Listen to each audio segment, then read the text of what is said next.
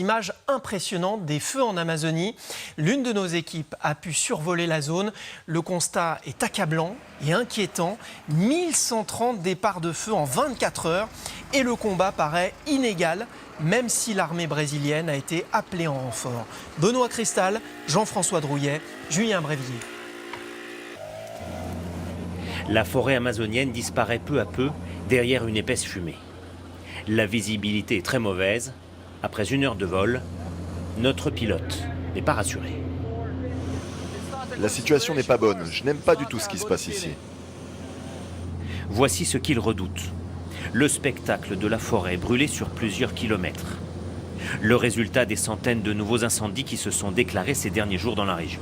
Face à l'immensité de ce territoire, on a l'impression que la mission des soldats brésiliens est impossible. La forêt amazonienne est 10 fois plus grande que la France. La plupart des feux sont hors d'atteinte et ils devront sans doute s'éteindre d'eux-mêmes. Un militant écologiste brésilien nous accompagne. Ces incendies sont provoqués par l'homme. Toutes les zones brûlées que vous voyez sont traversées par des routes. Il y a des machines agricoles qui amènent du bois sec pour être brûlé. Et qui fait cela ? Ça ne peut pas être les petits producteurs ou les indigènes. Ce sont forcément les grands exploitants.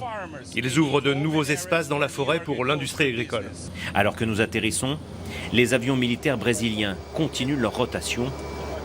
44 000 hommes sont mobilisés. Ils combattront les feux jusqu'au mois d'octobre, le début de la saison des pluies au Brésil. Il est 7